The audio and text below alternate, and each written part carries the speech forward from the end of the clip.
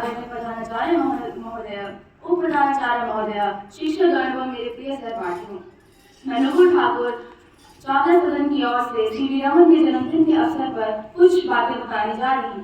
CV Raman को Raman effect के लिए तो सब जानते हैं, लेकिन एक समय यह भी आया जब उन्हें साइंस छोड़ने के लिए मजबूर होना पड़ा। ऐसा क्यों, चलिए जानते हैं। तिरुचिरापल्ली मद्रास में 7 नवंबर 1888 में पैदा हुए सीवी रमन अपनी पढ़ाई में तेज और अपनी उम्र से बाकी बच्चों से काफी आगे थे। 13 साल की आयु में उन्होंने स्कॉलरशिप में 12th क्लास पास कर अपने से बड़ी उम्र के बच्चों को भी पीछे छोड़ दिया। यही सिलसिला उनकी ग्रेजुएशन और मास्टर्स में भी रहा, जिसके चलते उन्हें उनका पहला साइंटिफिक पेपर ब्रिटिश जर्नल में छपा। सीवी रमन के प्रोफेसर उनकी प्रतिभा से बहुत ज्यादा प्रभावित हुए और उन्हें अपनी आगे की पढ़ाई के लिए इंग्लैंड जाकर पूरी करने का सुझाव दिया। रमन ने भी इंग्लैंड जाने का मन बना लिया, किंतु उनकी जिंदगी में सबसे बड़ा झटका तब लगा जब उन्हें विदेश जाने से पहले हुई मेडिकल एग्जामिनेशन में यह पता चला कि वे शारीरिक रूप से कमजोर हैं और उनका शरीर विदेशी ठंड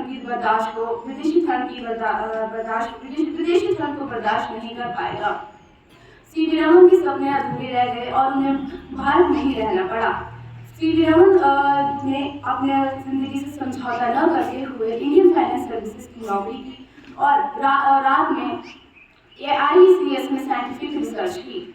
वे IECS से साइंटिफिक पेपर छापने वाले पहले मेंबर बने और उनके सपने पूरे होने लगे।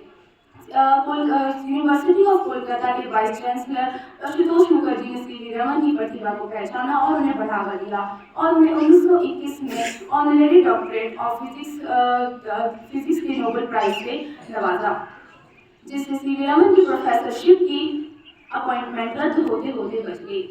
1930 में सीवी रमन को नोबेल प्राइज से भी फिजिक्स के नोबेल प्राइज से भी नवाजा गया और उन्होंने इंडियन जर्नल ऑफ फिजिक्स की शुरुआत की, जिसमें उनका एक फेमस आर्टिकल न्यू रेडिएशन भी शामिल था, जिसमें रमन इफेक्ट भी शामिल था। 1947 में सीवी रमन को आजाद भारत का पहला नेशनल प्रोफेसर घोषित किया गया। उनकी इस लाइफ की स्टोरी को सुनकर हमें यह प्रेरणा मिलती है कि हमें अपने जीवन में अपने सपनों के पीछे भागना तब तक नहीं छोड़ना चाहिए जब तक वे पूरे न हो जाएं।